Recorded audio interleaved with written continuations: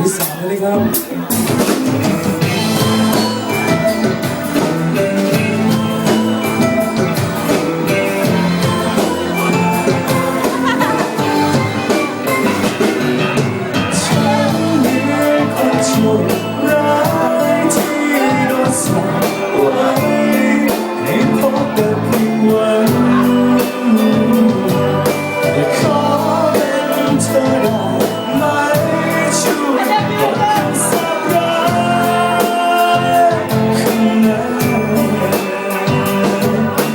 ฉันไม่เจอสิ่งที่อยากโดนเป็นเจ้าของอยากมีคนจับจองแต่แม้เธอได้ครองเจ้าของใจดวงนี้จะคอยให้ความรักจะดูแลอย่างดีที่เธอทำให้ฉันไม่ต้องทนเป็นคนนี้ว่าและฉันคนโชคร้ายที่โดนสาปไว้ให้พบกับผิดหวังขอเป็นเธอได้ไหมช่วยลดคำสาปร้ายคนนั้นช่วยฉันให้เธอรู้สึกที่อยากโดนเป็นเจ้าของอยากมีคนจับจองแม้เธอได้ครองจะขอใจดวงนี้จะคอยให้ความรักจะดูแลอย่างดีที่เธอทำให้ฉันไม่ต้องทนเป็นคนนี้คนไม่มีแฟน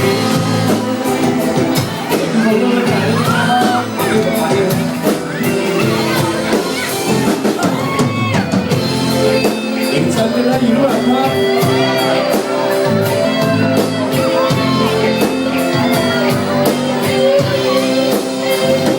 คือที่ไร้แสงไฟวันที่ใจมัวมองขอเพียงแค่สักวันโอ้ยวันที่เสียตาวันที่ฟ้าไม่พันเธอก็ยังไม่ใช่ทั้งคนคนที่โดนทางโน้นน้อยถึงคนทางนี้ยังรักได้ยิ่งทุกเรื่องราวเธอลำบากอะไรไหมเธอสว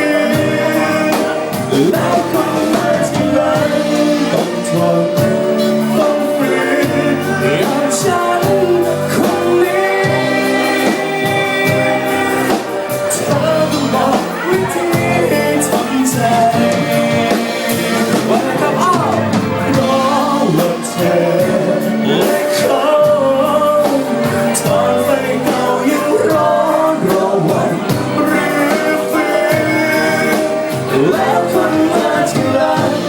ต้องทนต้องฝืนอย่างฉันคนนี้เธอก็บอกที่